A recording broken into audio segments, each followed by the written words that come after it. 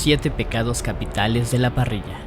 Unos de ellos tan imperdonables que tu penitencia sería muy dura, y otros simplemente descuidos que no sabías.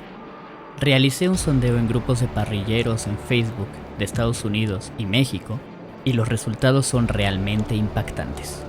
Acompáñame a ver los resultados. Número 7. No sazonar la comida. Aunque para muchos de nosotros es algo bastante obvio, hay personas que no sazonan la comida con nada. Yo diría que por muy poco que le pongas, necesitarías sal y pimienta. Y claro, depende del gusto de cada quien, pero no creo que a tus invitados les guste la comida insípida. You're goddamn right. Número 6. Abrir o tocar el asador de otra persona sin su permiso. Nuestro instinto territorial parrillero es tan grande que no soportamos que alguien se acerque a nuestra parrilla sin nuestro permiso. Y peor aún, que nos den sugerencias o que contradigan nuestros métodos.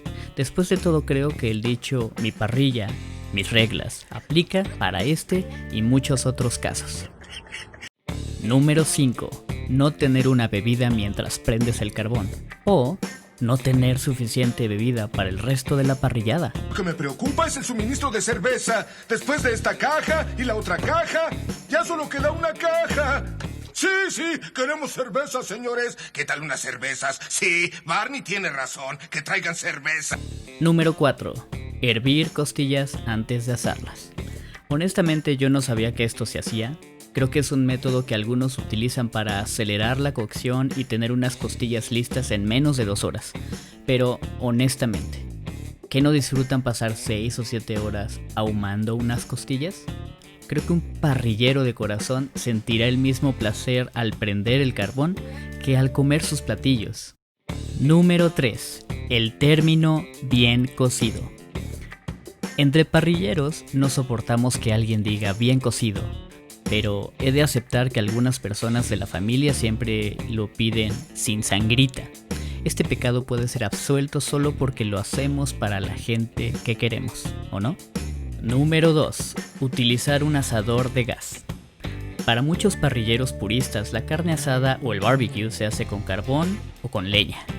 Pero yo entiendo que en muchos casos los reglamentos de nuestras comunidades no permiten el uso del carbón o la leña.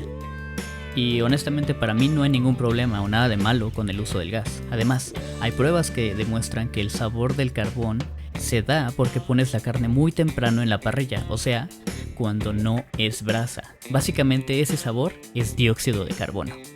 Antes de presentarte el número 1, me gustaría hacerte algunas menciones especiales.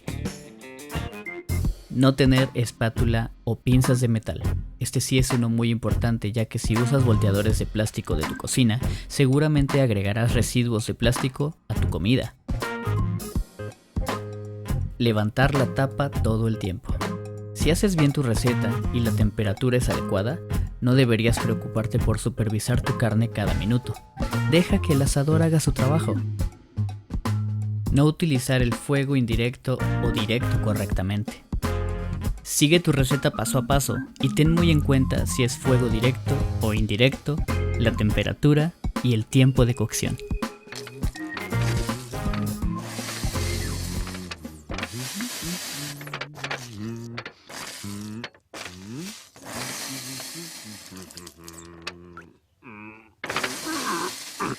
That should just about do it. Man alive, there's nothing better than a hamburger grilled to perfection. Y sin más ni más, te presento el número 1. Utilizar combustible líquido para encender el carbón. Es más, no solo este tipo de combustibles, sino el uso de alcohol o hasta gasolina. Piénsalo bien, ¿te comerías este tipo de combustible? Algunos parrilleros que lo usan dicen que debes esperar a que se consuma el líquido y el carbón sea solo brasa. Pero honestamente creo que es más sano utilizar un encendedor de carbón y parafinas que no producen humo, no alteran el sabor y además no tocan el carbón o las briquetas. Una vez que el carbón está listo, simplemente remueves el sobrante y tendrás una brasa libre de químicos. Hasta aquí nuestros 7 pecados capitales de la parrilla, y si tienes alguno más, déjamelo en los comentarios. Si te gustó el video, dale like y suscríbete para ver más videos como este. Nos vemos la próxima semana.